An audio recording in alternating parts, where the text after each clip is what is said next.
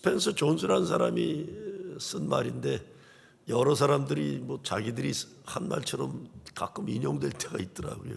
이건 옛날에 스펜서 존스라는 사람이 쓴 말입니다. 과거는 역사다 그랬어요. past다 그랬어요. future는 미스테리다. 미래는 미스테리다. 현재란 단어는 영어로 present라고 그러잖아요. presence. 근데 현재는 present다. 선물이다. 이렇게 말합니다. 과거는 이미 지나간 일이기 때문에 되돌릴 수가 없어요. 지우개로 막 지우려고 해도 이미 지나갔습니다. 미래는 아직 다가오지 않은 일이라 알 수 없기 때문에 우리는 오늘의 최선을 다해야 되는 겁니다. 우리의 현재가 하나님이 주시는 선물이다 이런 것이죠. 미래는 전적으로 하나님의 주권적 영역입니다. 그런데 아직 오지 않은 신비로운 미래를 우리는 축복으로 만들 수는 있어요. 축복으로. 하나님 말씀과 약속 믿는 것이죠. 하나님 약속과 말씀 믿는 거예요. 내가 너희들에 대한 계획은 저주가 아니라 축복이라고 말씀하는 거죠. 이것을 가능케 하는 사람의 마음도 도움이 되죠. 긍정적인 마음, 생각, 희망, 열정 도움됩니다. 도움돼요. 그런데 사도 바울은 믿음의 확신과 담대함으로 하나님 앞에 나아가라 그랬습니다. 믿음의 확신과 담대함으로 새해를 맞이하라는 것이죠. 바울은 신비로운 하나님의 사랑과 은혜의 세계이기 때문에 하나님의 구원의 경륜의 비밀이라고 오늘 3절에서 말합니다. 그런데 곧 계시로 내게 비밀을 알게 하신 것은 그랬어요. 여기서 비밀이란 단어는 헬라어로 무스테리온이라고 하는데 무스테리온은 영어로 미스터리예요. 미스터리. 바울이 하나님이 자기에게 계시로 이 미스터리를 알게 했다는 겁니다. 새해 우리가 믿는 예수 그리스도 그분 때문에 어떤 삶의 현실에서도 믿음의 확신과 담대함으로 하나님께 나아갈 수 있는 것입니다. 하나님께 나아가서 나의 마음의 소원을 아뢰 수 있어야 돼요. 예수님은 우리가 하나님을 무서운 분으로 대하지 말고 아바 아버지로 부르라고 그랬어요. 왜? 하나님이 나를 나보다 더 사랑하시고 나를 나보다 더 잘 아시는 하나님으로 믿고 그분 앞에 담대하게 나아가라 그런 겁니다. 그럼 제가 질문 하나 하겠습니다. 뭐 30, 40대나 50 중반 이전 분들은 대답 안 하셔도 될 질문인데 뭐 제 나이 또래나 위에 계신 분들도 아마 답하시기가 좋을 거예요. 여러분 집에서 여러분을 꼼짝 못하도록 마음대로 시키는 인간이 하나 있다면 누굴까요? 그 인간이 뭐 먹고 싶다 그러면 당장 만들어 줘야 되고 필요하다고 하면 나가서라도 추운 겨울에 가서라도 사와야 되는, 그리고 소가 되라 그러면 소 흉내 내고 말이 되라 그러면 말처럼 뛰고 여러분을 마음대로 하는 존재가 있다면 누굴까요?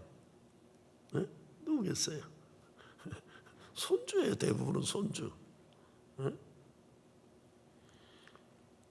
주일이면 제 손자가 집에 오는데 막 지 맘대로 놀다가 할머니 스트로베리, 그럼 갑자기 스트로베리를 찾아내야 돼요. 저 집사람은 그냥 그것도 그냥 아무거나 아니 제일 좋은 거 갖다가 그래야 돼요. 요즘엔 뭐 할아버지 레슬링 그러면 나는 막 레슬링 하도록 판을 짜놓고 이놈이 와서 나를 주먹으로 때리면 맞고 넘어뜨리면 쓰러지고 그래야 돼요. 얼마 전에 지하실 창고에 이상한 물건이 하나 있더라고요. 보니까 그 목수들이 일할 때 몹질할 때 쓰는 무릎에 대는 플라스틱이에요. 그게 왜 있나 봤더니 애가 1살쯤 되었을 때 제가 사온 거더라고요. 왜? 말 태워주려고. 내 등에다가 애를 태우고 나는 이제 말처럼 기어다니는 거예요. 근데 한두 번 하더니 싫다고 그래서 그 다음에 내가 버린 거예요. 버린 거예요. 제가 살다 별짓을 다 해요. 걔 때문에. 별짓을 다 해요. 그래도 뭐 행복한 거죠. 애는 당당하고 마음대로 자기 원하는 거 얘기하고. 오늘 사도 바울은 우리가 하나님께 나아갈 때 그렇게 하라는 겁니다. 그렇게 하라고. 내 과거 죄 때문에 부끄러워서 하나님 앞에 못 간다는 그런 생각하지 말아라 하는 겁니다. 나같이 못난 인간이 무슨 자격으로 하나님께 기도할 수 있나? 그러지 말라는 거예요. 그러지 말라. 여러분의 자녀나 손주들이 그러면 얼마나 이 가슴 아파요. 그렇죠? 아버지 별날이 없어요. 나 집에 안 가요. 그럼 아이고 얼마나 가슴 아파요. 에? 손자가 할아버지 집에 가서 뭐 떡국 먹을 자격이 안 돼요. 제가 떡국 나 혼자 다 먹어야 되잖아. 이게 아니에요. 그러지 말라는 거예요. 하나님은 용서하기로 마음먹은 이스라엘의 죄를 기억하지도 않으신다 그러셨어요. 하나님이 기억도 안 하는데 왜 나만 기억하고 계속 그러고 있겠어요? 이스라엘을 향한 하나님의 뜻은 저주가 아니라 미래와 희망이라고 그러셨어요. 복주기를 기뻐하신다 그러셨어요. 새해에 이런 담대함과 확신으로 예배드리고 기도하는 것입니다. 우리는 세상 상식으로는 쉽게 이해되지 않는 하나님 사랑과 은혜를 받은 존재들입니다. 그런데 그 사랑 때문에, 그 은혜 때문에 나도 변했고 가정이 변했고 교회가, 세상이 하나님 기뻐하시는 모습으로 변하는 것입니다.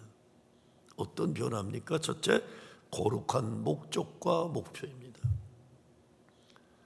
감옥에 갇혀 있으면서도 사도 바울은 이 복음을 위하여 그의 능력에 역사하시는 대로 내게 주신 하나님의 은혜의 선물을 따라 내가 일꾼이 되었도다. 아주 감옥에서 있다가 순교당해야 되는 신세인데 너무 신나는 거예요. 하나님의 은혜의 선물을 따라 내가 일꾼이 되었도다. 이 은혜의 비밀을 아는 사람은 계속 교만하지 않는 거예요. 교만하지 않아요. 자기 스스로 의로움에 빠지지도 않아요. 은혜를 알기 때문에 예수님의 마음을 아는 심장이 있는 것이죠.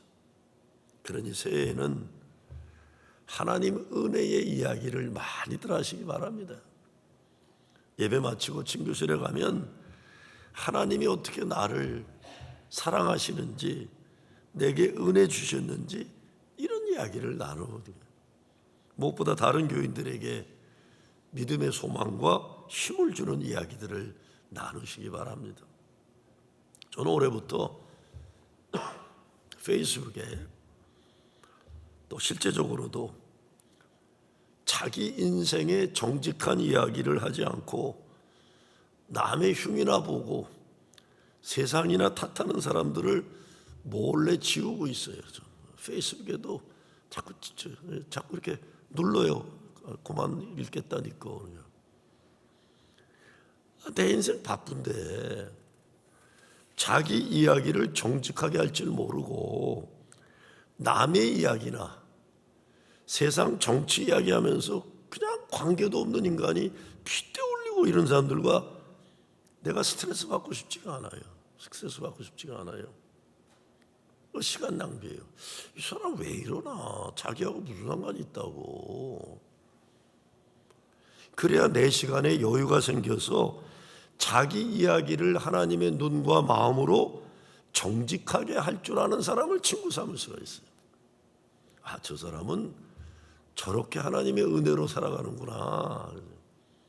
참 어려울 텐데 저분의 글을 보면 하나님이 함께 하신다는 게 느껴지는구나.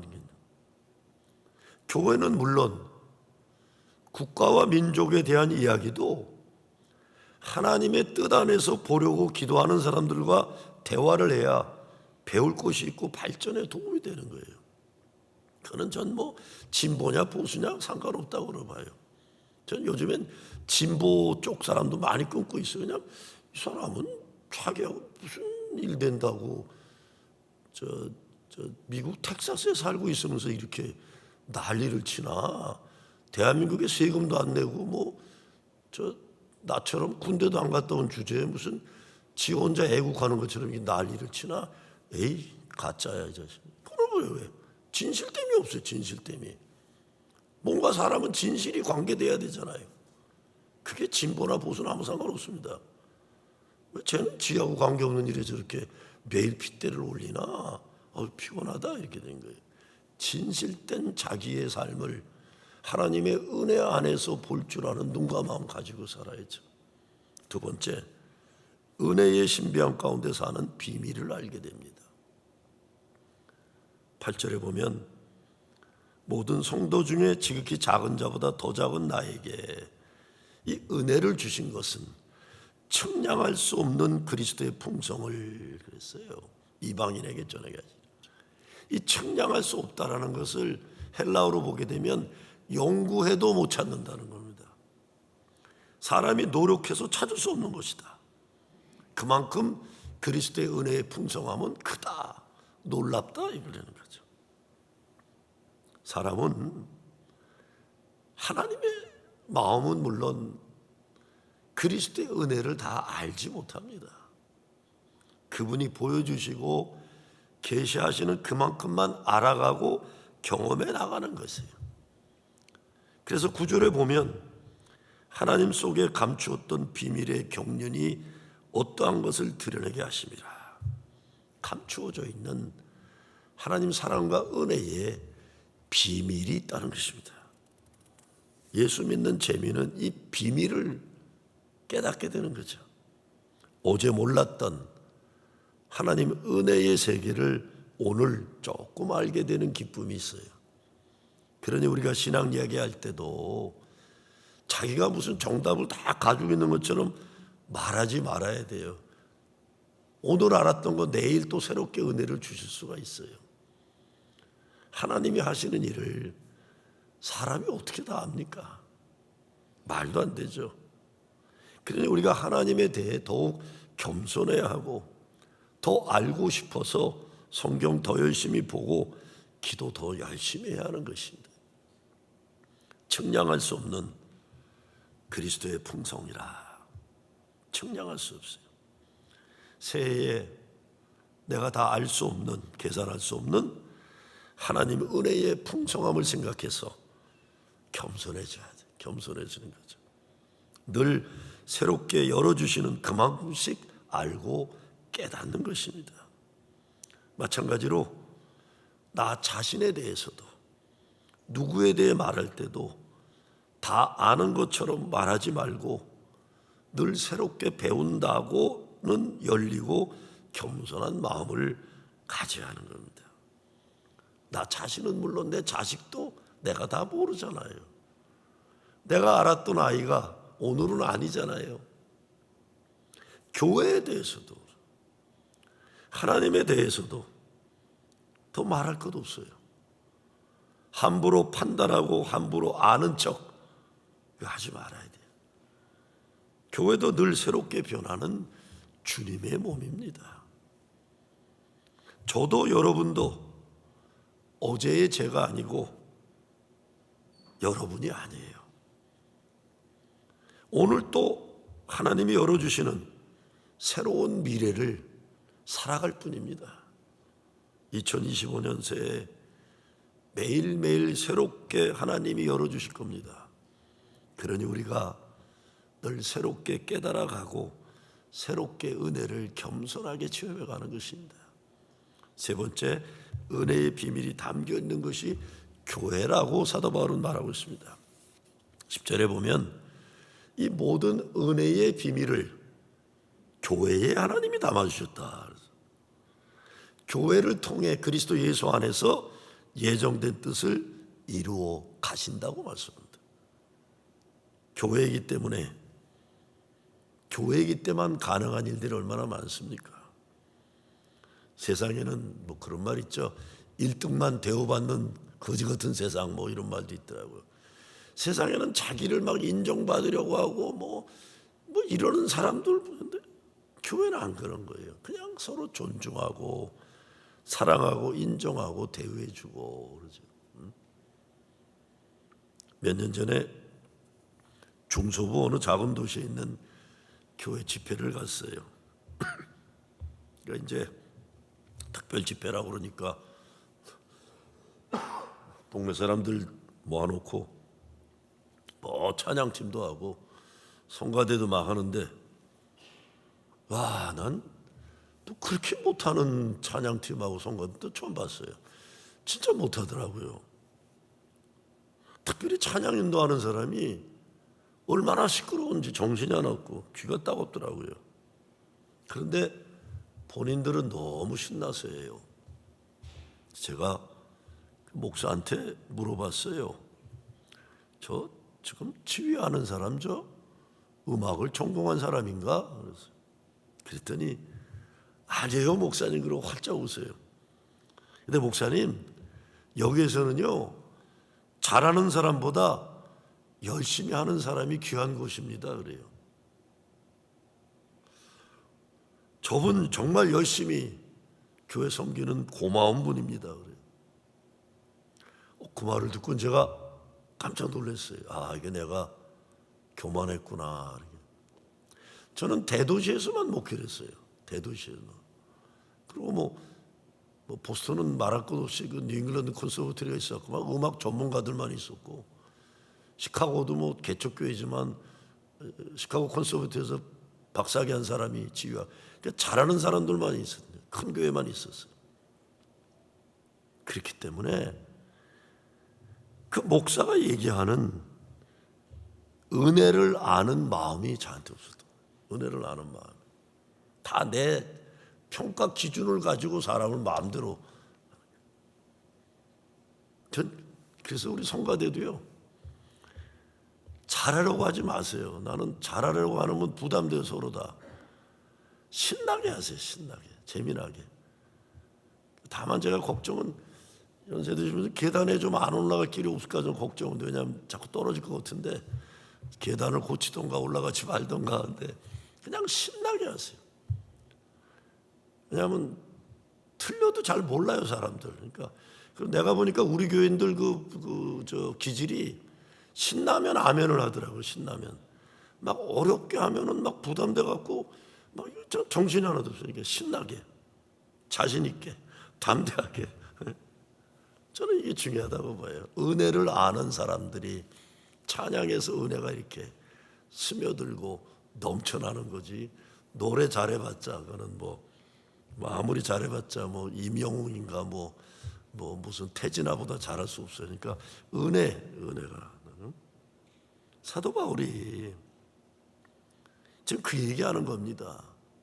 내가 그리스도의 비밀스러운 은혜를 깨닫고 보니까 내가 그동안 살아가면서 가졌던 인간에 대한 판단이나 이런 거 잘못됐다, 이런 걸 깨닫고 얘기하는 거예요. 그래서 자기가 부끄럽게 여기고 상대 안 하는 더럽다고 했던 이방인들을 위해 순교를 할 수 있는 거예요.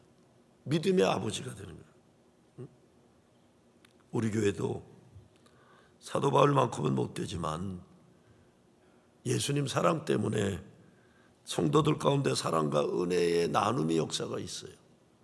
전도하고 선교하고 세상의 빛과 소금이 되는 역사들이 있어요. 우리가 교회에서 늘 그렇게 하는 것을 생각하고 살아가니까 별것 아닌 것 같지만 하나님이 함께 하시지 않으면 불가능한 엄청난 일들이 일어나고 있습니다. 여러분 모두가 산 증인들이세요. 여러분 오늘 끝나면 떡국 드실 거 아니에요. 그냥 막 만들어진 떡국 아니에요. 그 떡국을 만들기 위해 어제부터는 고기를 어제부터 삶더라고요. 기름기 다 빼고 그 다음에 먹어도 되는지 안 되는지 잘라다가 저보고 시식을 시키시더라고요. 맛있어요. 그러고는 여러분에게 가장 좋은 떡국을 주시기 위해서 친교에서 준비하는 거예요. 다 마찬가지죠. 다 마찬가지예요. 여러분이 다 은혜의 산 증인들이신 거예요. 예수님 만나기 이전에는 사탄의 도구로 살던 사람도 이제는 성령의 도구로 사는 것입니다. 쉽지 않죠. 한 발짝 신앙의 진보를 이루다가 다시 뒤로 돌아가고 또 돌아가고 그러면서 조금씩 진보해 나가는 거죠. 여기에 하나님 신비의 비밀이 있습니다. 우리는 아직 몰라요. 하나님이 어떻게 어떤 사람들을 통해 하나님의 거룩한 역사를 이루실지 우리는 모릅니다. 그러나 분명한 것은 하나님 은혜의 비밀이 프라싱 제1교회에 담겨져 있다는 이것만큼은 확신하는 것입니다. 그런데요, 그 비밀은 생각에 지식을 주는 비밀이 아닙니다. 그 비밀은 풍성한 사랑과 은혜를 누리는 비밀입니다. 예배소서에서 계속 강조하는 것이 하나님의 것이다. 믿는 우리들의 것이라고 말씀하고 있어요. 이 비밀을 알고 이 비밀을 살고 이 비밀을 즐기고 누리라 이런 것이죠. 그래서 이 비밀을 가진 사람은 마지막으로 환난에도 낙심치 않는다고 말씀하고 있어요. 13절이죠. 환난에도 낙심치 말아라. 그리고 12절에 가면 우리가 그 안에서 그를 믿음으로 말미암아 담대함과 하나님께 당당히 나아감을 얻느니라. 하나님께 당당히 나아갈 수 있다. 왜? 그분이 우리의 죄를 용서하시고 구원하셨기 때문에. 그분의 은혜에 의지해서 우리가 복음을 증거하는 일에 쓰임받게 되었습니다. 죄를 많이 짓고 못되게 살았어도 예수 믿고 구원받아 복음의 증거자로 쓰임받는 것입니다. 새 삶을 얻은 것이죠. 세상 사람들이 보면 행복하지 어려운 조건을 가지고 있을 수 있겠지만 그리스도 안에서 누리는 기쁨과 감격이 우리에게 있는 것입니다.